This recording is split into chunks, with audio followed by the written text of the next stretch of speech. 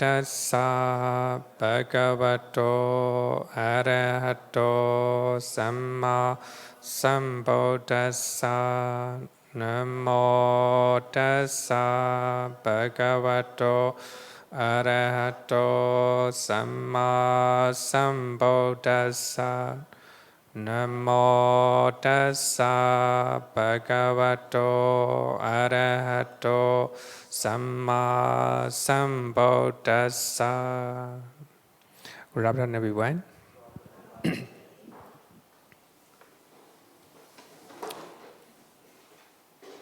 Okay, so we are talking about vowel speeches, 4 vowel speeches. So if you refrain from 4 type of wrong speeches, so that will be a right speech, samavacha.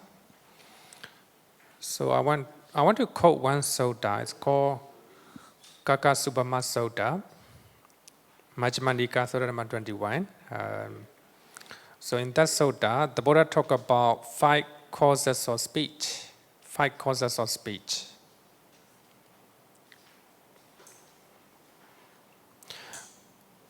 Bhikkhus, when others address you, their speech may be, number 1, sometime timely,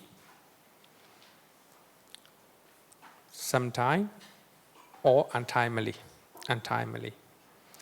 So here, if you are talking in the right time, that will be right speech, right? That will be right speech. So if you are talking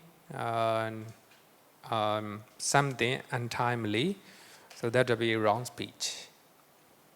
It doesn't mean you are talking profound and meaningful speeches. So if you are talking profound and meaningful one, even the Dhamma taught in the wrong way, that will be a wrong speech. That will be a wrong speech, right? Normally I say that. So our class, duration of our class is 1.5 hours, right?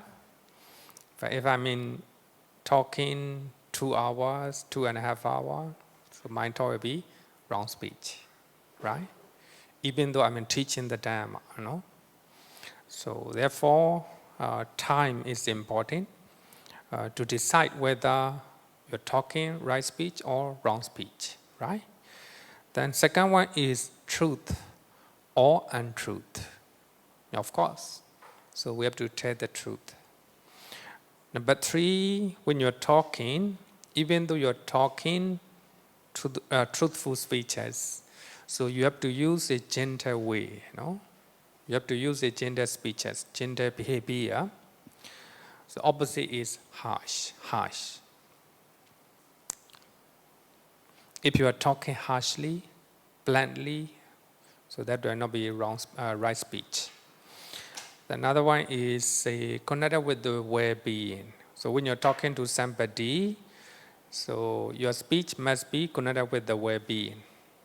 Attasanhita. Connected with the well-being. Attasanhita.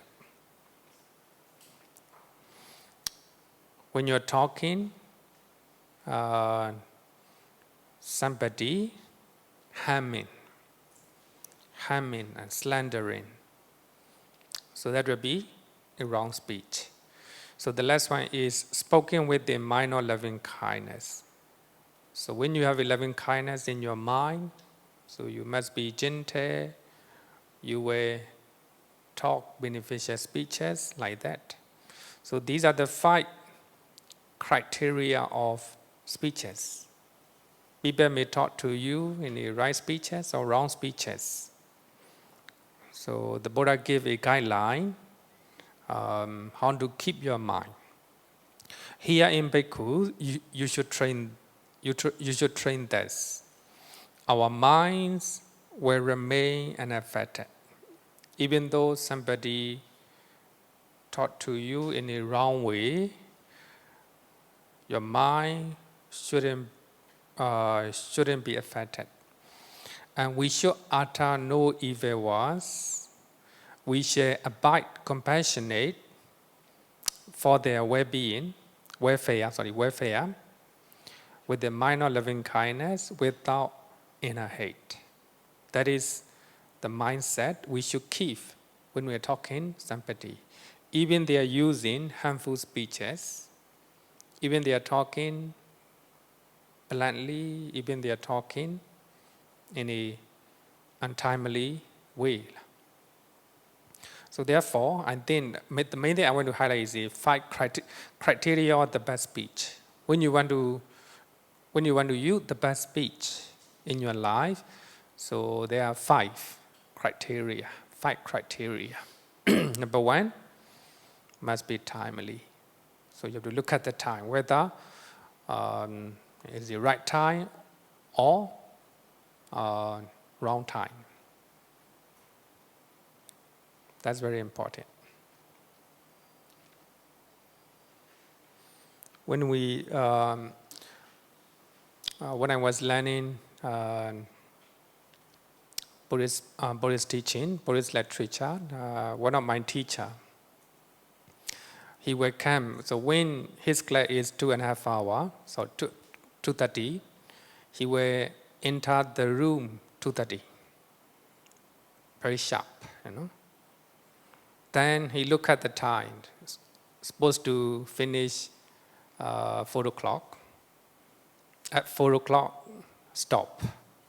Even though it isn't finished. Stop, then go. Oh, very strict. So that man is a well-known teacher in Mandalay. So he very punctual, and while he was talking, explaining, but the time is up, so he stopped and go.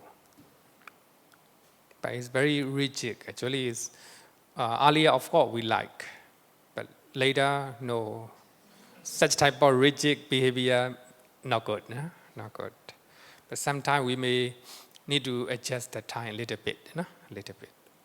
Of course, punctuality is good. We should be here 2:30, right?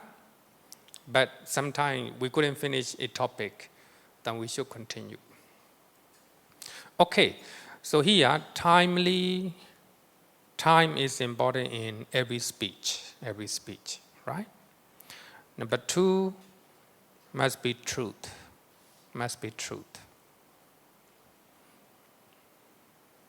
So you refrain from telling a lie, Timely, it talk about the less one, refraining from distracted speech, right? The less one. Number 1, talk about the less one, which is very important. Even the most important one, we can say that. Sometimes what we are talking is right, but if we are talking untimely way, then that becomes a wrong speech.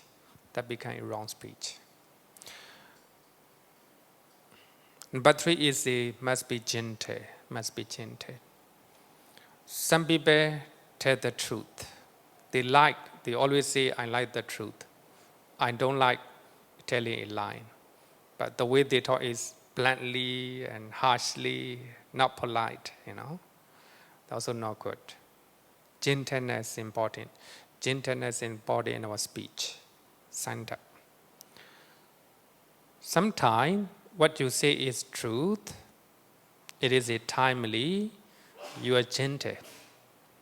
But if your mind is not connected with the well-being of the listener, it's not good.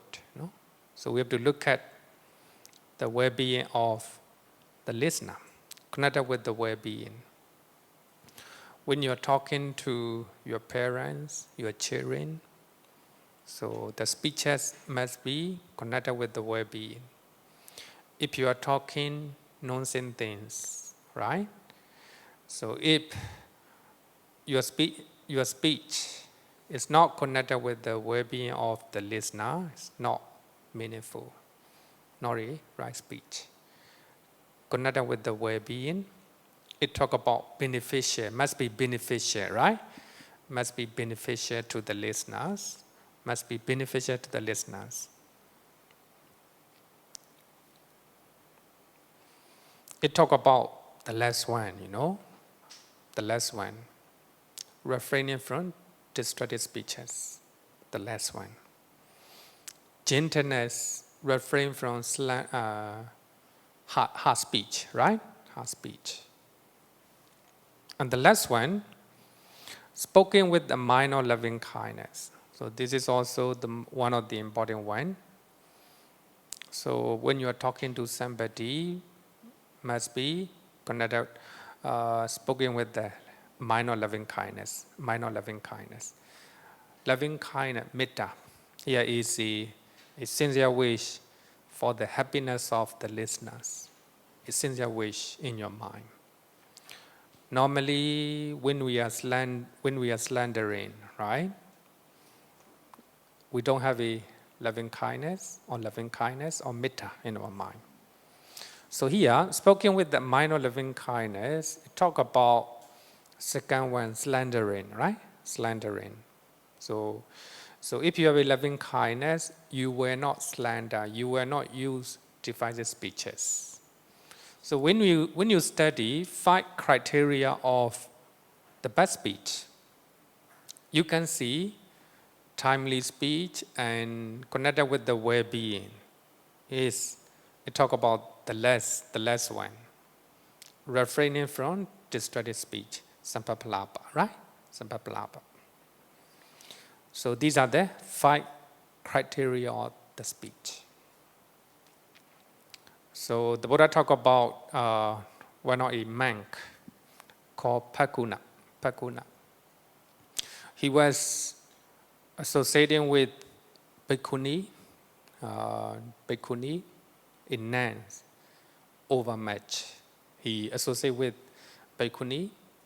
So when the monks talk about bhikkhuni in the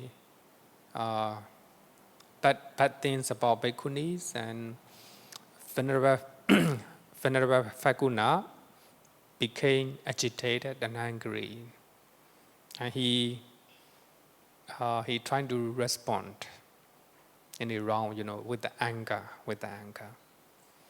And also, bhikkhuni also close to Venerable Phaguna. When the monks talk about the best things about Venerable Phaguna, bhikkhuni became angry, and they also respond with the anger. So later, because of a close relationship, so actually there will be a lot of conflict between Venerable Phaguna and monks, and between monks and bhikkhunis. And the Buddha talk about these 5 criteria of the best speech. And also we should practice patience and tolerance. So when they are using unwholesome speeches, and the Buddha talk about 5 criteria of the best speech. Must be timely, must be truth, must be gentle, must be connected with the well-being, and must spoke with the mind of loving kindness. Okay, then I will quote another sutta called Abhya Raja Kumara Sutta. So this sutta explains 6 types of speech. 6 types of speech. The Tathagata, the Buddha uttered only 2 types of speech out of 6. So when we study 6 types of speech, and when you study what the Buddha taught, in what way the Buddha taught, is the best example for us to follow, Number 1, untruth, unbeneficial, unpleasant to others. So what you say is not truth, not beneficial to the listeners, and not pleasant to others. Sometimes you may create a story, fighting to people, fighting to people, quarreling to people. It is beneficial. It is not beneficial to the listeners. Also, it's not pleasant to hear such a fighting and conflicts, right? So shouldn't talk. The second one is, it is truth. Second one is it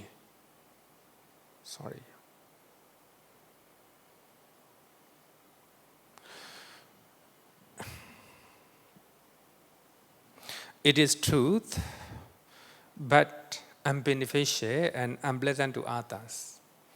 Even though it is good news, if it is not beneficial to the listeners, not beneficial to you, you shouldn't talk. If it is unpleasant, you shouldn't talk. Even it is a true news. So sometimes we need to control our mind not to talk about it. The number three is it is truth, beneficial to criteria. It is truth, beneficial, but unpleasant to others.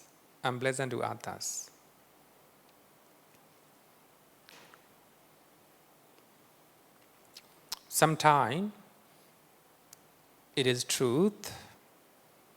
If you are talking, it is beneficial.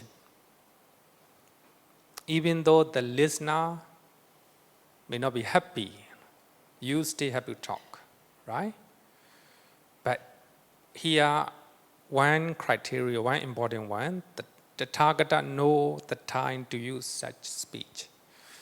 The Buddha, sometimes the Buddha use such speech. But the Buddha wait the right time to talk about such a speech. It is truth, beneficial, but unpleasant to others. In the case of Venerable Phaguna, so there is a conflict between himself and other monks. So the conflict is truth, right? Truth. So when the Buddha talk about it, it is beneficial to other people, including Venerable Phaguna. But by criticizing the behavior of Venerable Phaguna and behavior of bhikkhunis, so they were not like it, right? It's not pleasant for them. I cannot blaming, criticizing. But the Buddha know the time. So in the right time, the Buddha talk about it. 5 criteria in speech, right? So the Buddha sometimes use such a one. So one reason the Buddha explained 6 types of speech is that Abhiya Raja Kumara, Prince Abhiya, is a disciple of Jainism. So he want to win, the debate between the Buddha and himself. He asked the question. They call it two-horn question.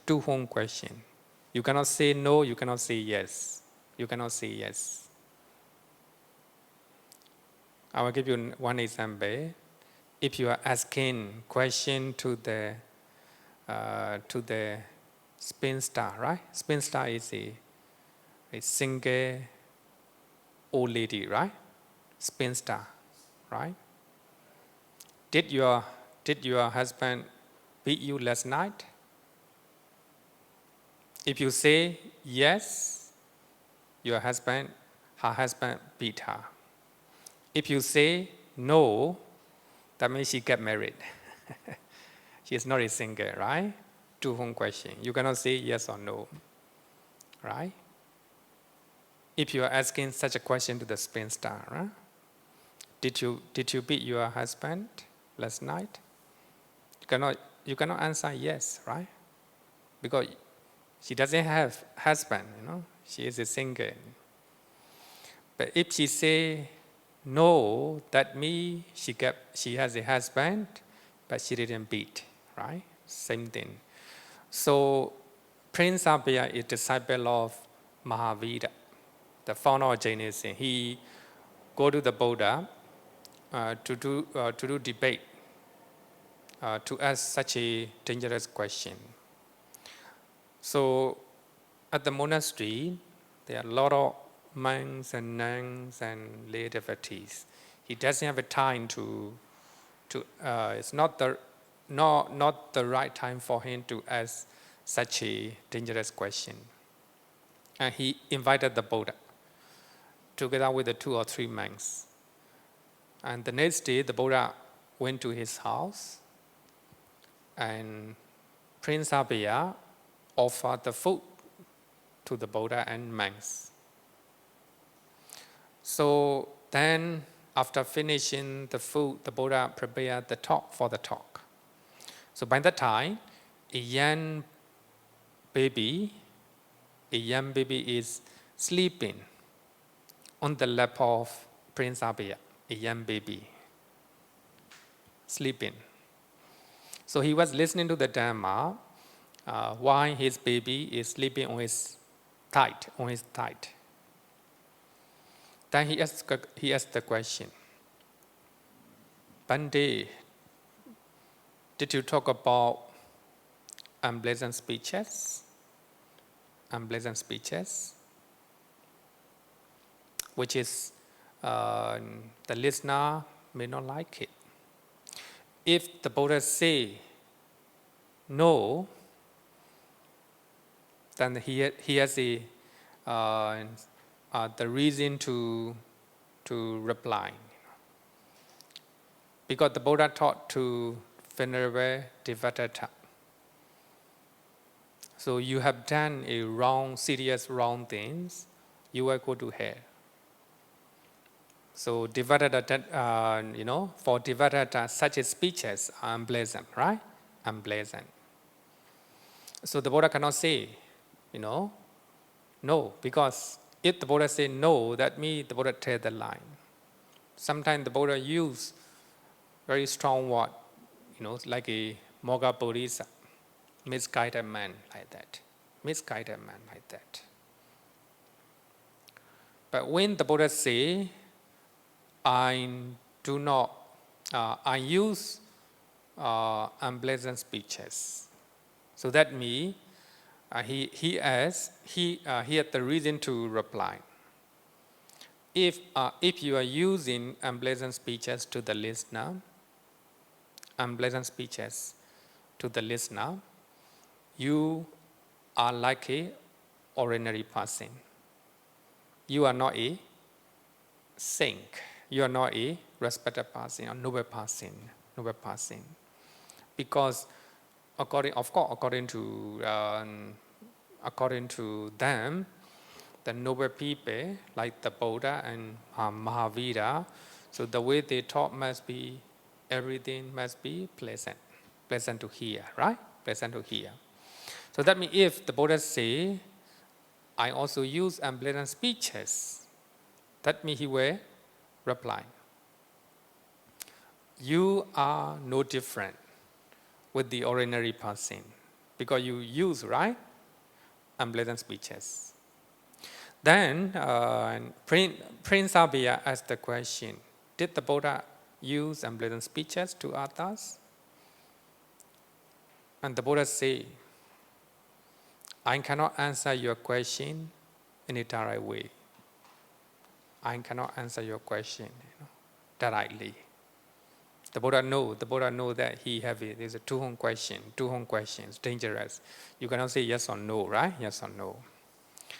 Then the Buddha gave an example. Suppose, Prince Abhaya, your baby is sleeping right now on your thigh. Suddenly your baby swallow a wood in stomach. And it's stuck here, stuck in the, what is it? Throat, in the throat, stuck in on the throat. Then what will you do? What will you do? The Prince Abhya said that I will hold my baby with my one hand. I will hold his head firmly. Then I will take out that wood, piece of wood, even if it's bleeding, even if the blood came out, I will take it out. It's very harmful for the baby, but he will stay to it. He will stay to it out of compassion to the baby. And the Buddha gave a very good example, The Buddha say, same thing. Sometimes it is truth, it is beneficial. Sometimes the listener may not like it. But by looking at the time and by looking at the right time, and still use it and still talk it, right? This one, number 3. It is truth, beneficial, but unpleasant to the listeners. So this is the example of the right leader, a good leader. The leader, sometimes they need to use such a one. Truth, beneficial. It is truth, beneficial for the country, but the people do not like it. Just like increasing tax, right? Increasing GST, right? It is truth according to a situation, right? It's beneficial for the country economy, then people do not like. That's a natural, right? But they still need to speak up. Otherwise, they are not a good leaders, right? They are not a good leader. Sorry if it is a wrong example. So sometimes we need to talk, right? Must be truth, beneficial, but people may not like it. But stay in the right time. So here you look at knowing the time. In the right time, we have to talk. So the Buddha used such a one sometime. The number 4 is not truth and beneficial, but pleasant to others. What you say is not truth, also not beneficial, but people would like to listen, right? Just like a gossip. Gossip is not true. Most of the things not truth, right?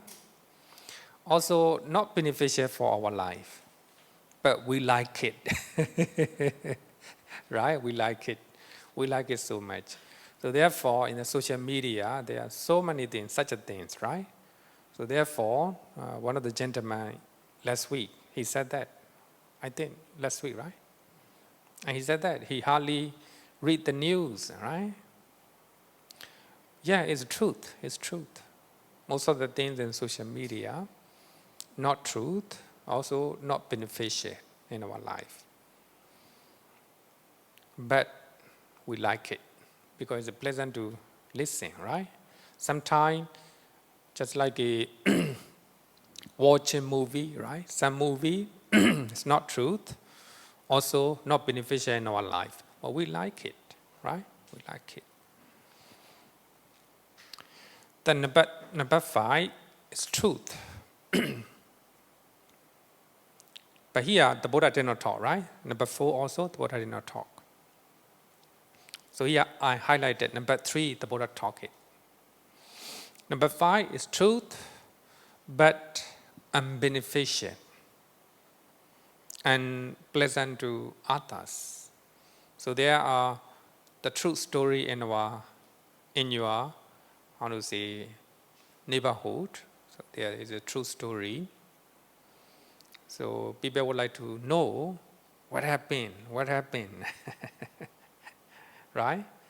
It's not beneficial to you, not beneficial to others, to the listeners, But people would like to know, right? People would like to know.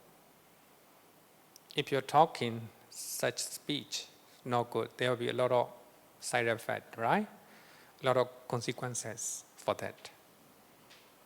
So the Buddha also do not talk. Here, what the Buddha taught is truth, beneficial, timely. Three things. So I think even though we have 6 speeches, so if you just take note 3 is enough. Must be truth, must be beneficial, must be timely. Only 3. But here, truth, not beneficial, right? Not beneficial. Pleasant to others. Here, pleasant to the listener. You see, of course, if we can use such a one, it's the best. Sometimes we cannot avoid, right? We cannot avoid. The listener may not like it. So sometimes we need to talk to our children, right? Your children. Even though they may not like it, you still have to talk.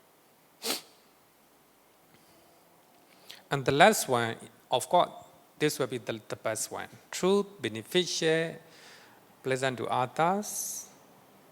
The Tathagata know the time to use such speech. Even the best one, the Buddha look at the time, That time is important. The Tathagata know the time to use such speech. Why is that? The Tathagata has compassion for beings. So even though the Buddha may talk something, the listener do not like it, but the Buddha still talk it. Because out of compassion to the listener, to the beings, we're beings. Even though the Buddha criticized by using strong terms to Venerable Devadatta, and the Buddha look at the well-being of the other monks, the well-being of the Sangha, right? The Buddha talk it. One time, Venerable Devadatta trying to behave, trying to behave trying to break Vinaya rules, trying to behave in a bad way, And the Buddha taught to Venerable Sariputta. Sariputta, go to Rajagaha and let the people know that Devadatta is not Sakyapottiya, the son of the Buddha. Devadatta is no longer the son of the Buddha. Because the Devadatta behave badly, bad way. The Venerable Sariputta taught to the Buddha, Bhante, even recently I taught to the people in Rajagaha, Devadatta is wise. Devadatta is knowledgeable. But right now, if I talk the other way, then people were mistaken. People were misunderstand. And the Buddha say, Sariputta, before you talk the good quality of Devadatta, the Devadatta is wise, knowledgeable. He also not a normal monk, Devadatta is not a normal monk. Must be very intelligent. Must be a good speaker, And also he's very, how to say, he know a lot of tactics to attract the people, So by that time, even Venerable Sariputta praise Venerable Devadatta. Now, by that time, what you say is truth. But right now, the situation is truth. The Devadatta is behaving to get more fame and to get more property, more material things. So therefore, the Buddha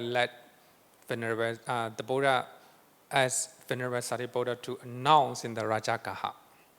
So whatever Venerable Devadatta behave, shouldn't ascribe to Sangha, He is no longer a Sangha member, So that means, even though, it's not pleasant to hear, sometimes we need to do that, right? We need to do that. We need to speak. Truth beneficial, not pleasant to others, right? So here, out of 6, the Buddha used only 2 speeches. Number 1, truth beneficial, unpleasant to others, but the Buddha knew the time to talk, such one. Then number 2, truth beneficial, pleasant to others, but the Buddha knew the time. The 2 speeches. So when you look at this, so now we can make a final conclusion. The best speech, truth, beneficial, pleasant, timely. Only 4, right? Only 4 here. But sometimes, so we can forget about pleasant speech, pleasant speech. Sometimes we need to talk unpleasant speeches. Most important is must be truth, must be beneficial. Know the time. Okay, any question up to now? Any question? Okay.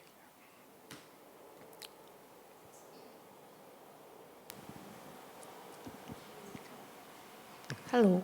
Yeah. Yeah, Bante. In our real life, it's not easy to, we try not to tell lie and slandering.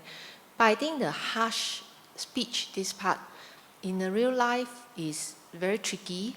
And like, what is the definition of harsh?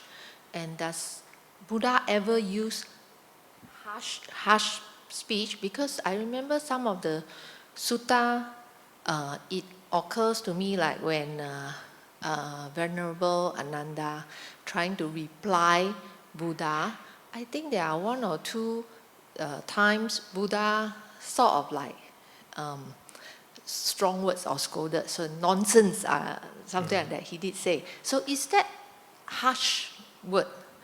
And there are times in our life when we deal with people, especially children or even old folks, their behavior is not in line with what we hope they would do.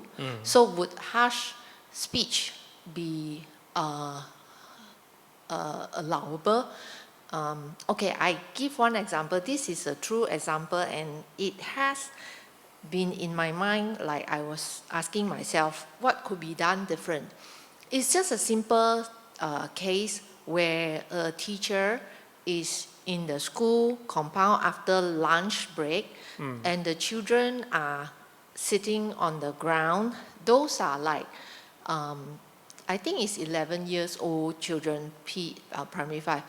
They were sitting on the floor, but it was just after raining, and then the teacher said, boys and girls, could you all please stand up? The floor is wet.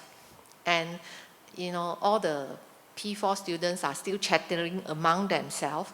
And he actually repeated 3 times. I was sitting there waiting for my son, so I was like listening. And then the 4th time, he simply shouted, stand up! And then all the children all stand up. So, in my opinion, I wouldn't say the teacher is wrong, but how would you look at such real situation, and would that be known as harsh speech? And if it is it number correct? 3? It's number 3. It's not called harsh speech. We cannot. It depends on how mind, how motivation, How motivation is for the benefit of the students, right? Students, they're sitting on the wet ground, the ground is wet, so it's not good for their head, right? So out of compassion, she used unpleasant speeches. It's not a harsh speech. So therefore, commentary mentioned that it depends on our motivation. Sometimes the mother may shout to her children. It's out of compassion. So the commentary give example, good example. She trying to deter her son not to go to forest, because if her son go to forest, very dangerous, right? There are a lot of wild animals.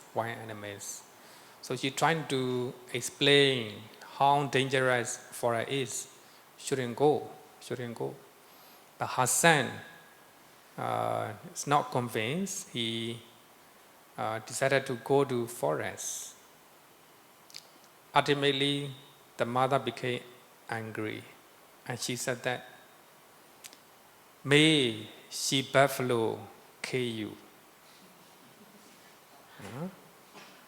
May she buffalo kill you."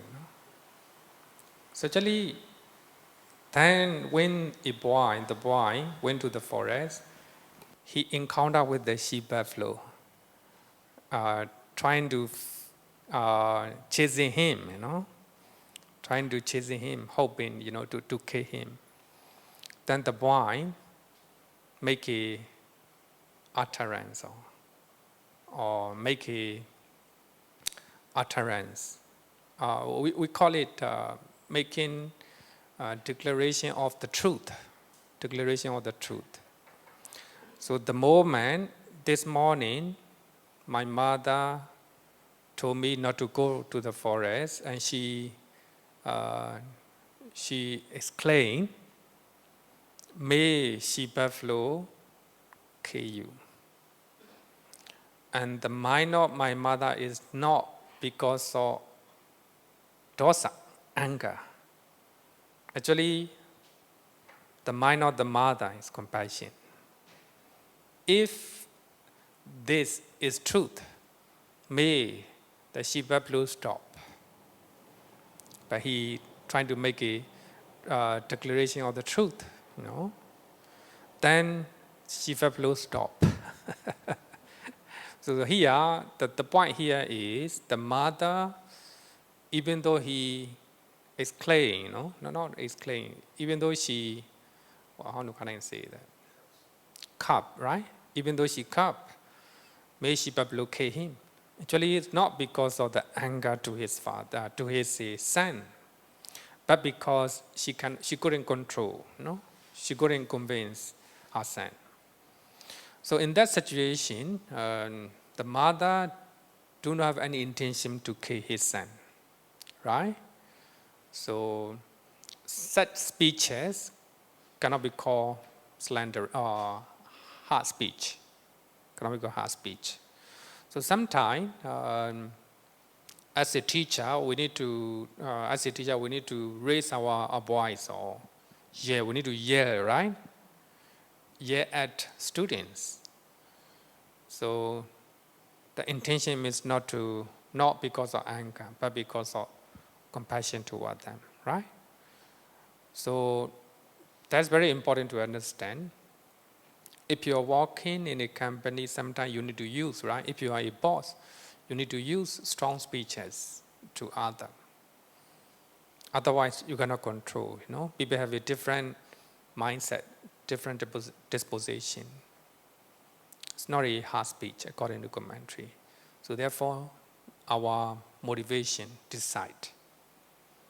So in this case, a very good example, right? The teacher have a compassion to her children.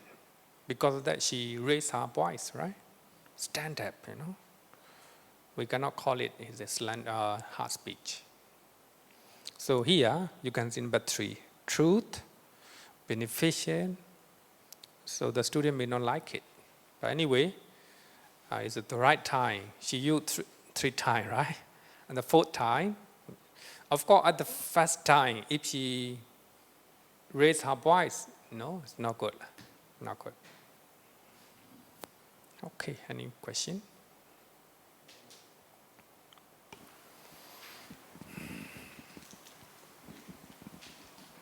But just now you talk about 5 causes of speech.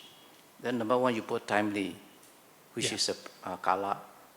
I know the kala is referring to the time, but it's timely is from my view is whether or not we can use like a right situation, right condition, or right atmosphere. Because when we learn in so-called effective communication, in order to convey the correct message, we got to find the correct environment, correct condition, correct atmosphere, then we can convey correct message.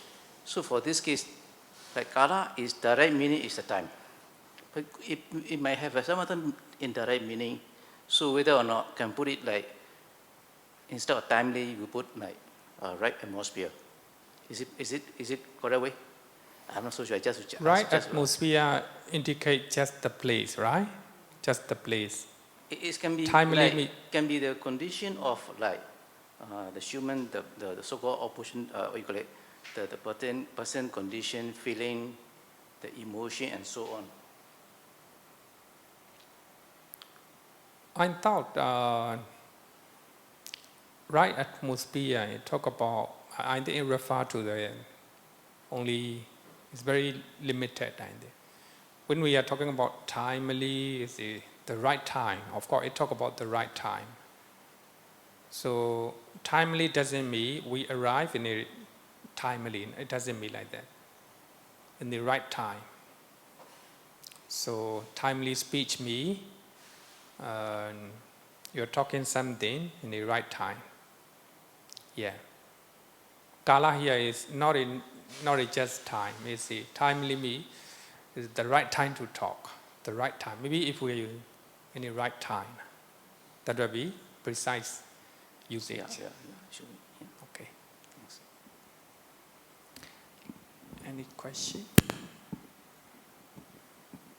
Okay. No question. Then let's continue. So now let's talk about three bodily actions. Kaya kama, killing. Because we talk about we already completed the right speech, right? The right speech. So when we are studying Buddhism, what the Buddha interpret or define the right speech is very beautiful, you know. Yeah, very beautiful, based on the four unwholesome, speeches. If you refrain from those four unwholesome speeches, your speech is right. The number one, we're talking about right action. Right action. So what is the right action? If you refrain from three unwholesome bodily actions, so that will be right action. Number one, killing. If you refrain from killing, that's a right action. If you refrain from stealing, right action. If you refrain from sexual misconduct, so that will be a right action. So these three are bodily actions, kaya kama, generally occurring through the door of the body. Generally it occurs through the door of the body. Through the door of the body. You kill by using your body. You steal by using your body. You do sexual misconduct by using your own body. Generally. Sometimes, according to commentary, these actions can also be done by speech, by way of command, by command. If you command to kill, the battlefield, kind of bodily action. Even though you use your speech, right? Killing, because of your speech, soldier will kill. That's a bodily action, considered as bodily action. You ask somebody to kill someone, even though you ask with your mouth, still considered as a bodily action, right? Bodily action. Yet, even in such cases, they are still considered as a bodily actions. Refraining from these three bodily actions is called samma kammanta. Right action in the Noble Eightfold Path. Right action is one of the one of the 52 mental factors, one of the chitasika, right action. So right action is one of the factors in the Noble Eightfold Path, right? The Noble Eightfold Path. Okay, number one, killing, panadipada. Here someone destroys life. Whatever way you use, if you destroy a life, that will be killing. So therefore, as a Buddhist monk, we are suggested not to give a medicine for abortion, because we kill a sentient being. We kill a sentient being. Not allowed to give a medicine, because we destroy a life. We destroy a life. One time, I think a few years back, I think many years ago, over 10 years ago, one devotee asked me, asked for, suggestion. She have an affair with her boyfriend. She get pregnant. Then she asked me what to do. But here, so what to do? I cannot say to do abortion, I cannot say. If I say, then killing. So I will no longer be a monk. If I say to get married to your boyfriend, her boyfriend stay away from her, they get angry, and so that her boyfriend left her. So I just give a suggestion. You should get suggestion from your mother. You should discuss with your mother. So you are discussing about it to wrong person. Because it's a very difficult situation as a monk, I asked her to discuss with her mother. So later she do the abortion. So anyway, it is destroying a life. So later she got a dream. So she said that. So a young boy came to her dream, telling her, "Why you kill me? Why you kill me?" She have a lot of worry and a lot of remorse, regret. And similar dream happened to her boyfriend as well. She said, the boy came to go to their dream and tell them, "Why you kill me like that?" Then I told her, of course, sometimes we do mistakes. I already explained, right? When I talk about remorse. Sometimes we do mistakes. It is important not to do it again, not to do such action again. So we have to overcome. We shouldn't have a remorse in our mind. Do good deed, more good deed. So if we destroy a life, so therefore, destroy a life means not only just killing, but also giving medicine for abortion, like that. It's a kind of destroying life. He is murderous, bloody-handed, given to blows and violence, merciless to living beings. It's not just about killing, it's harming as well. And given to blows and violence, if you are merciless to living beings as well, it's also a kind of panadipada, right? Panadipada. Bhikkhus in one sutta, the Buddha said, Bhikkhu, one possessing three qualities is deposited in hell, as if brought there. Number one destroying life, one safe. Number two, encourages others to destroy life. So not only killing oneself, if you encourage other people to destroy life, that's a kind of killing, a kind of unwholesome deed. A proof of the destruction of life If you approve to destroy a life, that's also a part of that action, a part of that action. So therefore, being the leader in the country is not easy, you know. So if you sign, you know, if you sign a letter to, you know, to wage a war, you know, right? So you are part of that action, part of that action. So therefore, it's very, it depends on your motivation, right? Motivation. So here, you do yourself, encourage others, and you approve of it. So according to commentary, 5 factors of committing killing. Number 1 must be a sentient being. Sentient being must be a sentient being. If you cut the tree, it's not a sentient being, right? Sentient being.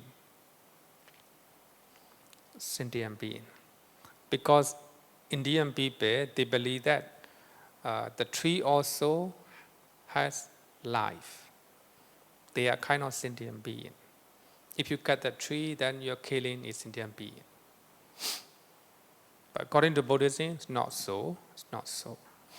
Then knowing as a sentient being. Knowing as a sentient being. So no electricity, nighttime, and you saw one black color object, you step on that. But you do not think that it's not a sentient being. It's not an insect. But you kill one insect, no? One insect.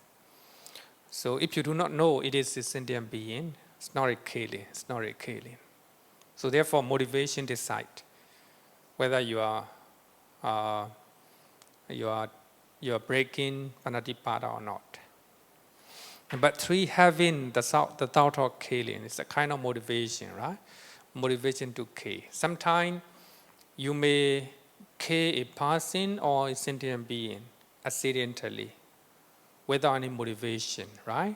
Accidentally, without any motivation. That's not a killing. Suppose you're driving in the right direction. So you're not breaking any rules and regulations. Suddenly a boy crossed the road, which is not a, how to say, the lane, zebra lane. Zebra lane. Then you hit the boy suddenly, he died. You don't have motivation, right, to kill him. But this guy crossed the road, you know, without noticing, you know. He's breaking the rules and regulations. You don't have motivation. It's not a killing. Even though he died, it's not a killing for you because no motivation, right? You don't have the thought of killing, Number 4, making an effort. Making an effort. Suppose you want to threaten a person, you use the knife, putting the knife on his neck, right? Neck. Just you want to threaten him. No intention to kill, no intention to cut.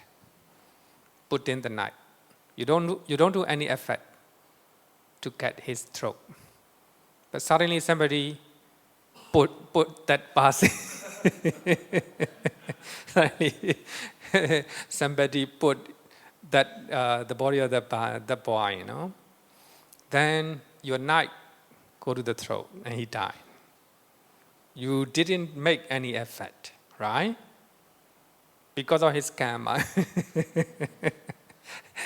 he died. You know, he died.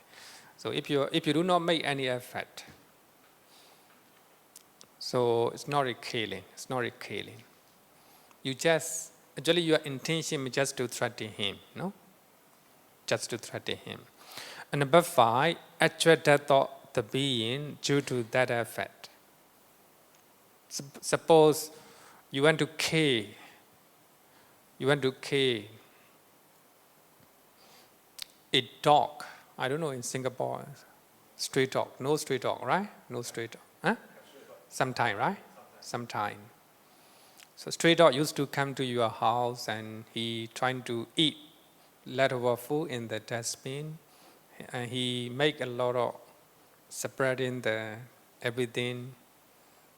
So not one time, not two times, he did separate time. Then you became angry. Then you want to kill that stray dog and you put poison on the food. Poison on the food. Then suddenly in the morning you see the dog, stray dog dying. Not because of your food. He died with the some accident. It's not a panadipada for you. You have intention to kill. But the dog does not die because of your poisonous food, right? So that means actually that thought the being due to that effect, right? Due to that effect.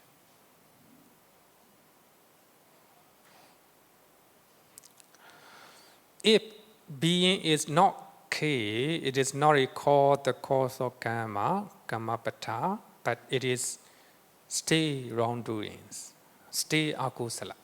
So here, when we talk about karmapata, the cause of karma, the cause that go to good destination or bad destination, the karma.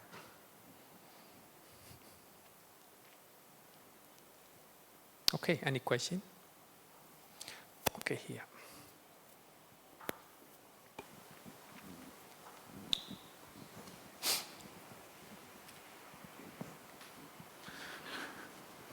Good afternoon, Bhante. Regards to the speech, the killing. So, I'd like to check for those, most of the Chinese people wedding will have all the banquet or invite all the guests to be eating in the wedding dinner. So they will, before the wedding, those couple will go to the restaurant to order what are the menu. Will be definitely all those non-vegetarian food will be all the meat. So when they intend how many table, how many chicken, and how many fish, so is it giving a command to all those food chain, supply chain that kill all these animals because to celebrate your happiness? So yes, it's a karma create, right? It's a very harsh question, no? It's always harsh question, no? So you mean as the owner of the restaurant? Because your wedding, because you are a couple wedding, you go to this restaurant, want to have maybe 20 table of people, 20 table, that means you're talking about 200 people coming in for your wedding. But then you need to order the food for all your guests.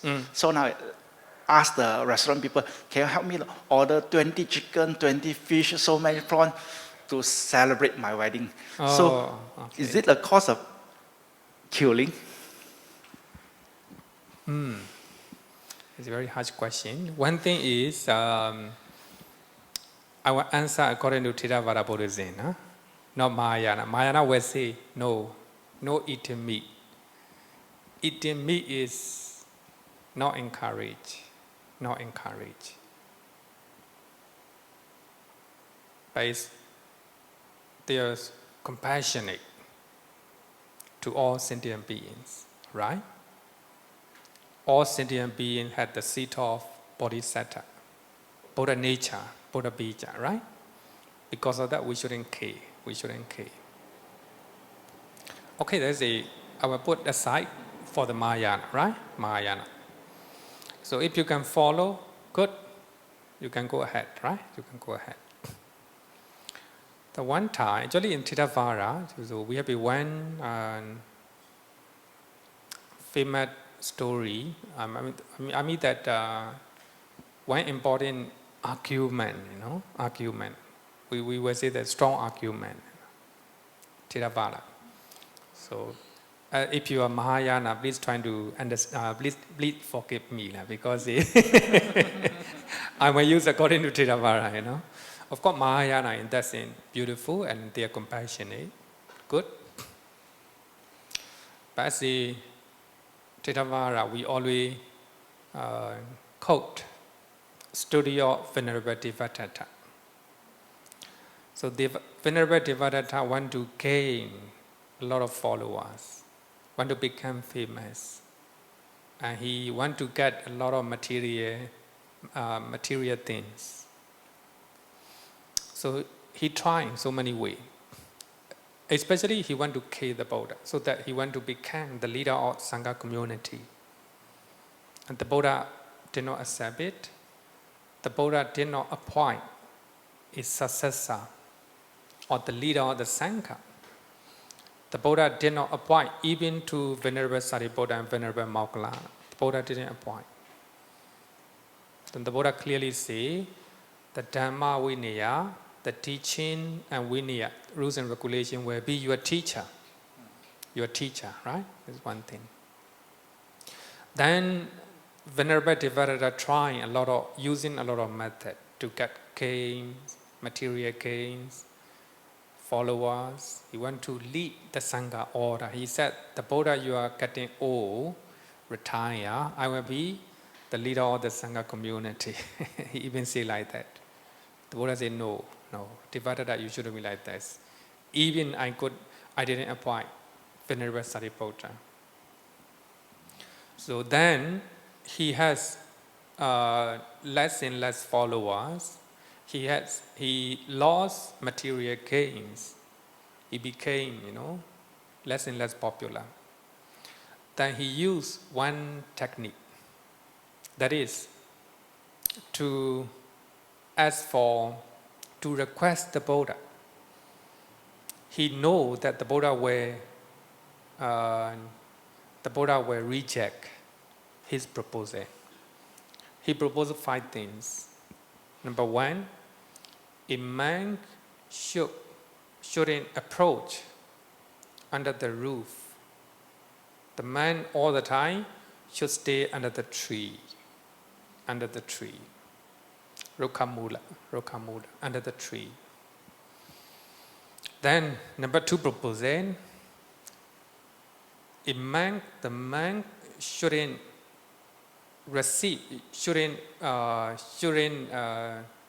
accept invitation for food. Instead, the man should go Pinapata. As for the food, go in one house to another. Number 2 proposal. Number 3, the man shouldn't wear the ready-made robe offered by the devotees. They should collect pieces of cloth from different places and make the rope. We call it rev rope.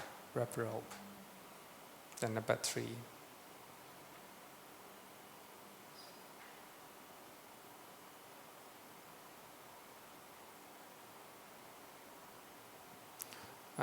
Number 4, maybe I will skip the number 4. Maybe number 5, the man shouldn't eat fish and meat. Should be all the time vegetarianist. Should eat meat and vegetarian. Then the Buddha reject all his proposals. Venerable Devadatta no. So all these proposals will be rejected. Sorry, I forgot one proposal. So the Buddha said that it depends on individual decision. If a man wants to go to stay under the tree, he can do so.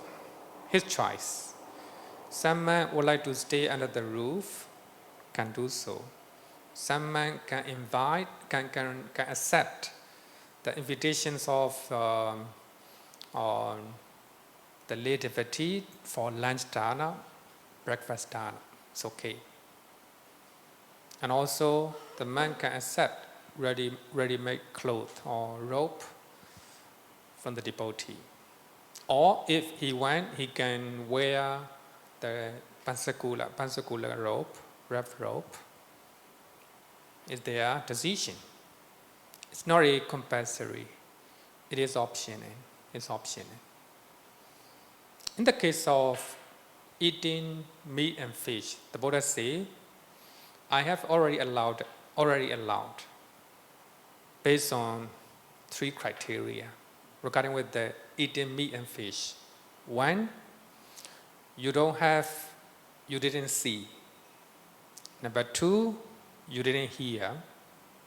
Number 3, you didn't suspect that the meat and fish is purposely kept for you.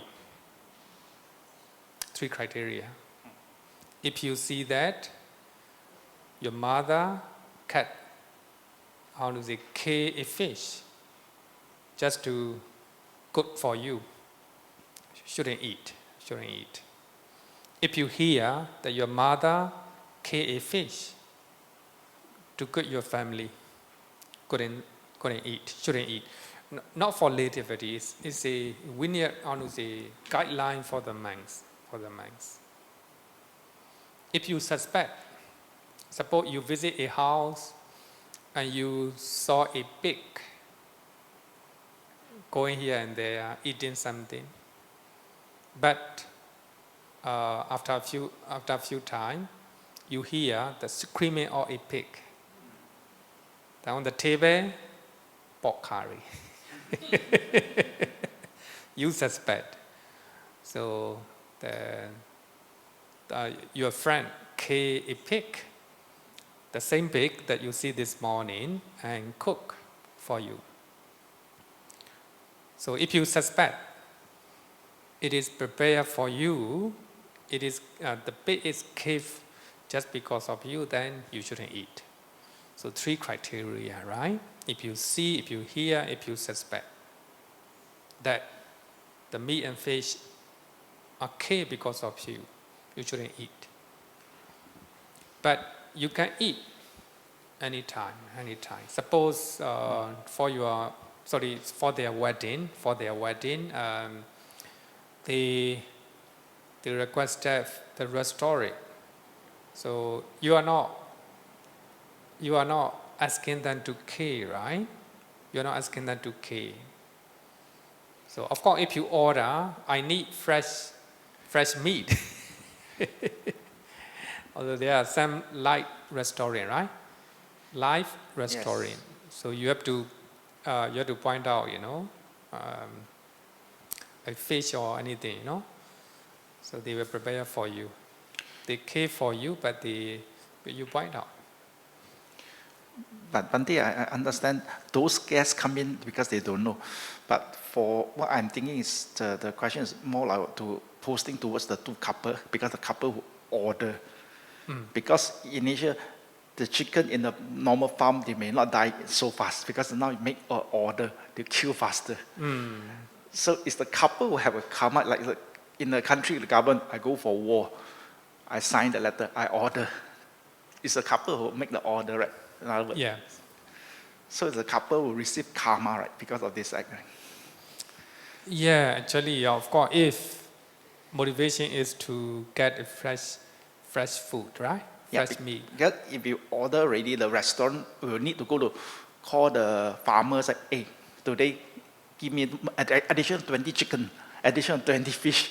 That's when it's a kill already. Additional. I think for in such situation, I think according to Theravada, I will say that it's not a killing.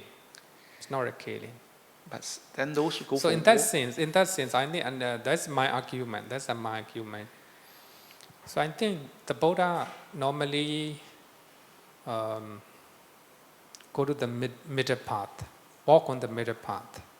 That's very important to take note. So in the case of killing or practicing compassion to living beings, we should be logical, and also we should walk on the middle path.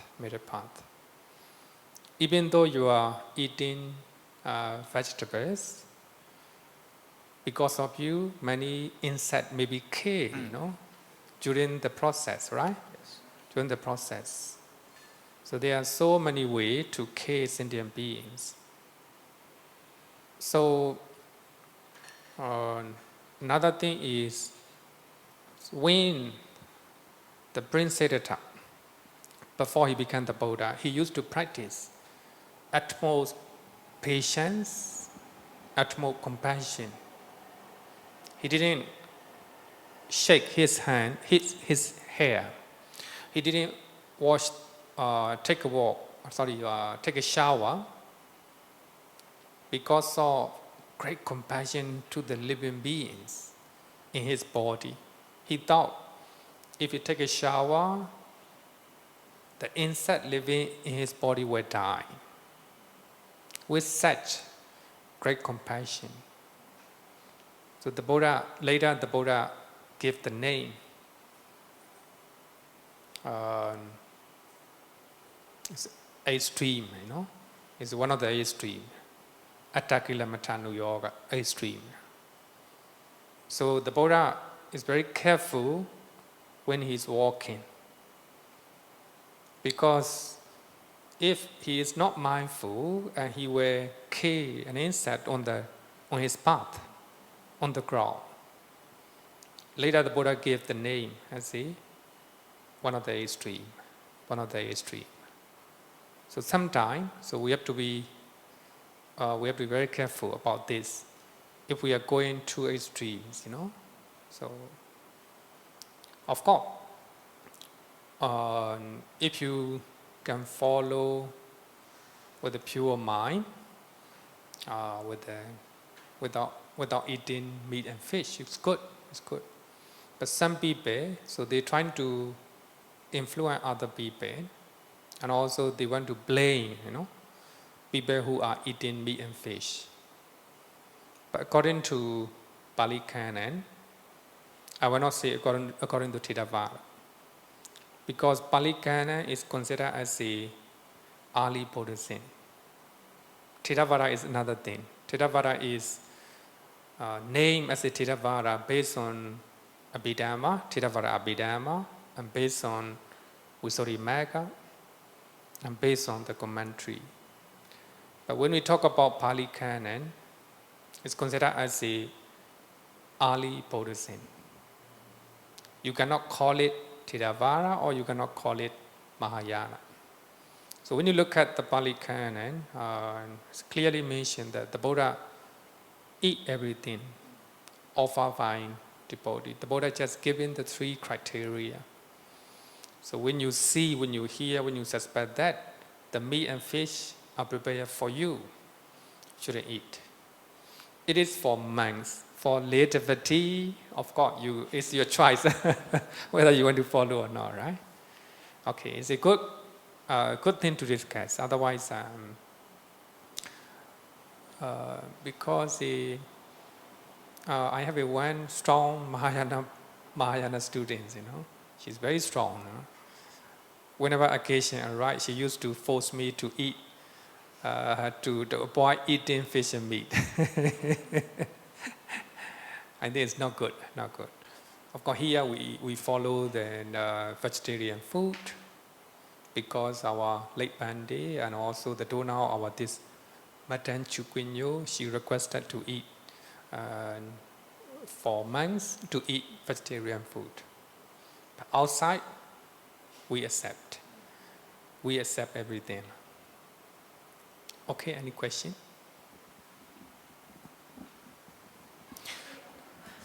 Oh, okay.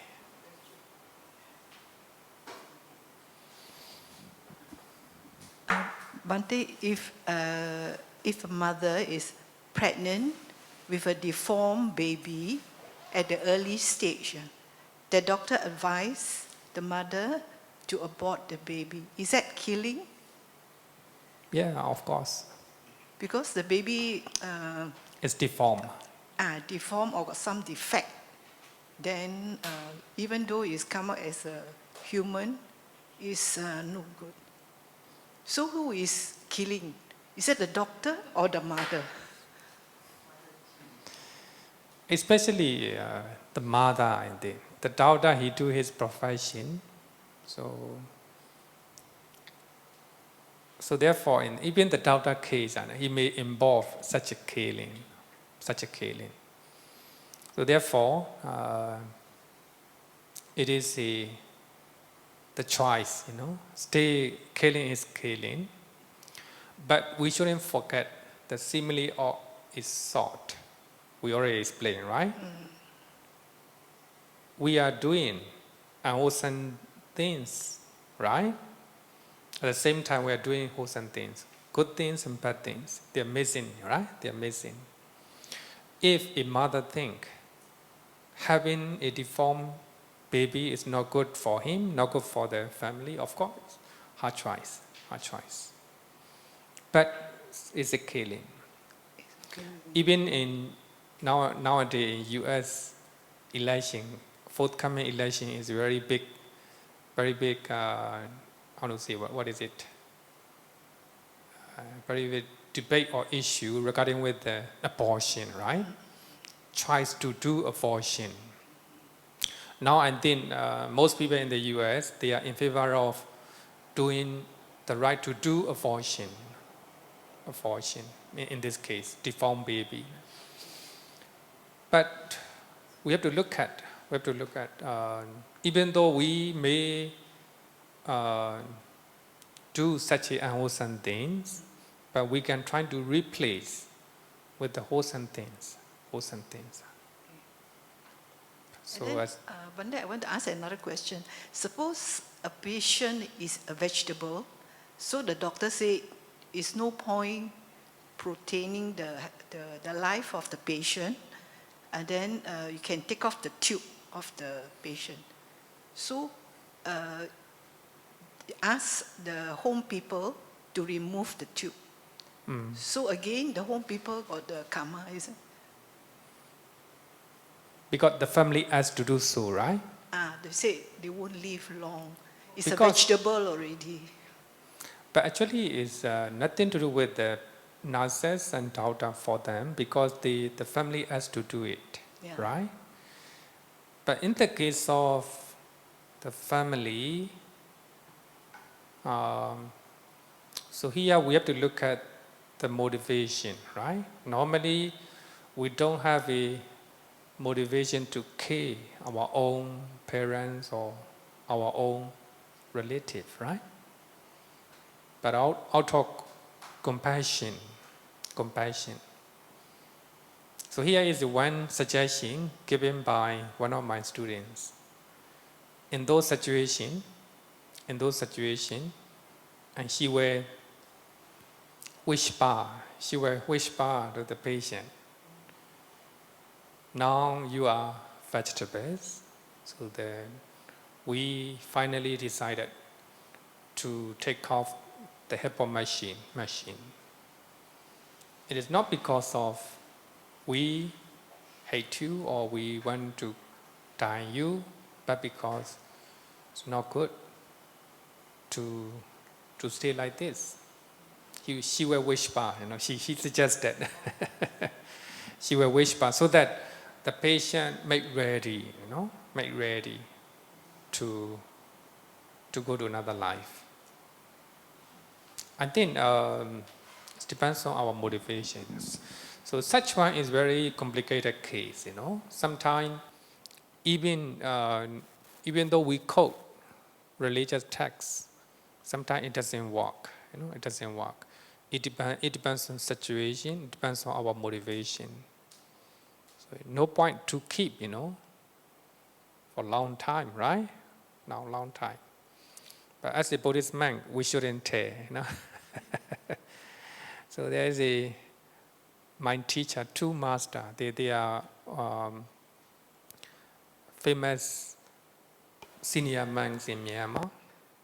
They are famous in Myanmar. Then actually they are the same monastery compound. Then the junior one going to die. He stay alive with the help of machine. Then the doubters came to my master, he's a senior one, hoping to get suggestion, advice. Then they explain, so your brother monk is stay alive because of machine. So if we do not take out the machine, he will stay alive. But no way to stay alive, return, no way, vegetable. Then what is your advice? Whether we should take out the machine or we shouldn't? My master, without saying anything, he entered the room. Without saying anything. Because if he say, take out the machine, involve killing, So without saying anything, he entered the room. Then the doubter, they decided themselves to take out the machine. Then the junior master died. That's a good example. So as a monk, as a lay devotee, I think it shouldn't be much problem. Shouldn't be much problem. But if you can, that you want to remove machine support for your parents, I will not say anything. I will not say anything because it's dangerous for me. Right? Okay, then I want to finish this one. So abstaining from killing sentient being, it is Palikana, right? Here someone having abandoned the destruction of life, abstain from destruction of life, with the rod, weapon laid aside. You're not using any rod and weapon. Conscientious. So nowadays, the teacher in developed country, they are not beating the student anymore, right? It's good, according with what the Buddha taught here, right? You, with the rod and weapon laid aside, conscientious, kindly, he dwells compassionate toward all living beings. Compassionate toward all living beings. When we talk about sila, I also talk about charita sila, right? Practice sila. So if you are compassionate toward all living beings, that's another type of sila, right? Another type of sila, charita sila. Okay, so that's all. Time is up. So let's call it a day.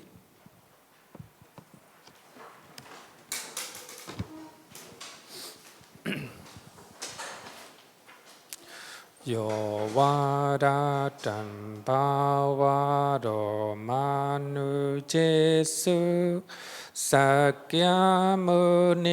bhagavakata kecho paragato palavidiya samangi Tan sukatan saranathamupemi Raka viraka manincha masokan Dhamma masangata mapatikulan Marurami mampagunan suvipatan Dhammami mansaranathamupemi Yatachade namaha palamahu Chatusu susisu purisa yugesu Attacha pogala dhammata sate Sangami mansaranathamupemi Satu, satu, satu. Thank you.